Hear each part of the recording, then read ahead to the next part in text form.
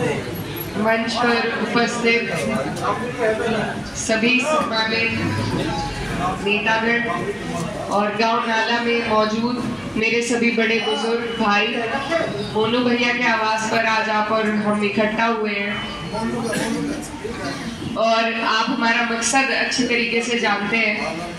लोकसभा का चुनाव है, आने वाली 19 तारीख है और ये चुनाव कितना महत्वपूर्ण है इसका भी आपको अंदाजा है। ये सीधा सीधा देश की राजनीति पर हमारे वोट का प्रभाव डालेगा।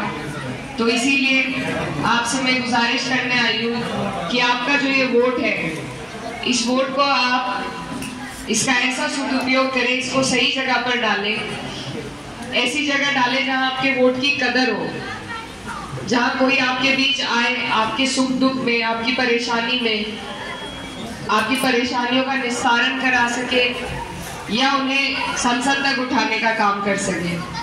10 साल से डबल इंजन की सरकार चल रही है और पिछले 5 साल से हमारे जो यहाँ से सांसद जी हैं, उनका कार्यकाल भी आप सबके सामने है।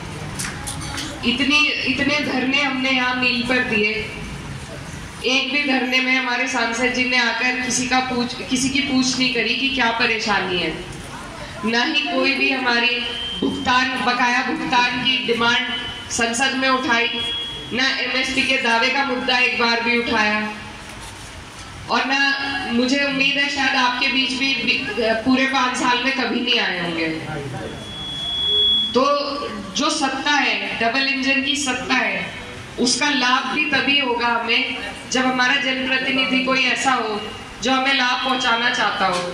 हर जगह प्रधानमंत्री आके काम नहीं कर सकते, हर जगह मुख्यमंत्री नहीं काम कर सकते। यहाँ के काम यहाँ के एमएलए, यहाँ के एमपी, यहीं के लोग कर सकते हैं। और जब वही लोग हम ऐसे चुनेंगे जिनकी इच्छा ना हो हमारे लिए कुछ करने की, तो फिर 5 साल का पछतावा रहेगा। आज 5 साल के पूरे कार्यकाल के बाद ये वक्त आया है हमारे पास। गलती उनकी नहीं है, गलती हमारी है कि हमने उन्हें बिना मांगे अपना वोट दिया। 90% एक तरफा वोट दिया और जब बिना मांगे कोई चीज दी जाती है तो उसकी कदर कहीं नहीं होती। तो जब हम धरनों पर बैठते थे, सब बड़े बुजुर्ग यही कहते थे, परेशानी में ही धरनों पे बैठा जाता है, कोई अपनी मर्जी से खुशहाली में नहीं बैठता। अपने पेमेंट के लिए जब आप धरने देते थे और वहां हम सब बैठते थे तो बड़े बुजुर्ग यही कहते थे कि अब के मौका आएगा तो अब बताएंगे। आज ये मौका आपके हमारे सामने है। अगर हम इस बार इस मौके से चूक गए तो फिर 5 साल का पछतावा होगा।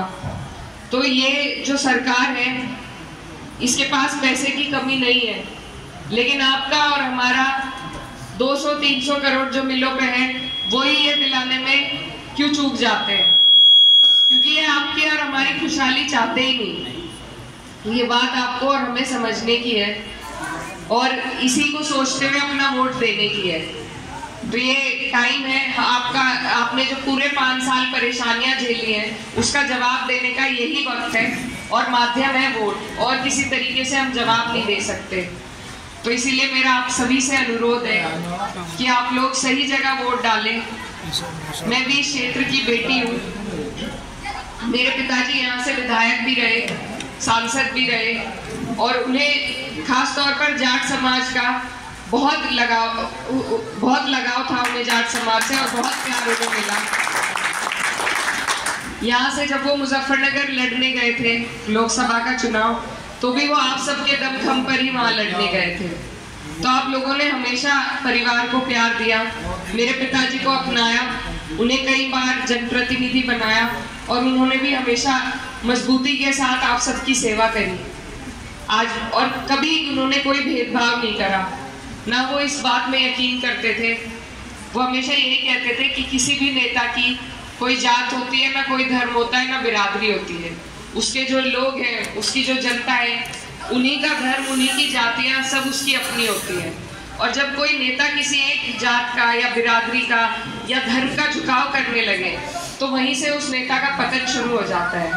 तो यही उनकी सीख है और इसी को आगे लेकर मैं चलना चाहती हूँ और उसके लिए मुझे आज आप सबके साथ की ज़रूरत है। आज अगर आपने अपना आशीर्वाद और समर्थन मुझे दिया तो मैं आपसे वादा करती हूँ कि आने वाले वक्त में जिस तरीके से मेरे पिताजी आप सब लोगों के लिए तैयार रहते थे आपकी लड़ाई लड़ने के लिए, मैं भी मजबूती के साथ आपसे आगे आपकी लड़ाई लड़ने के लिए तैयार रहूंगी। इसी के साथ आपका आशीर्वाद लेने के लिए आपके बीच आई थी। बहुत बहुत धन्यवाद। एक सेकंड सभी भाई आराम से बैठ रही हो, अभी सुख सम थोड़ा नाश्ते की व्यवस्था है। भाई लाओ।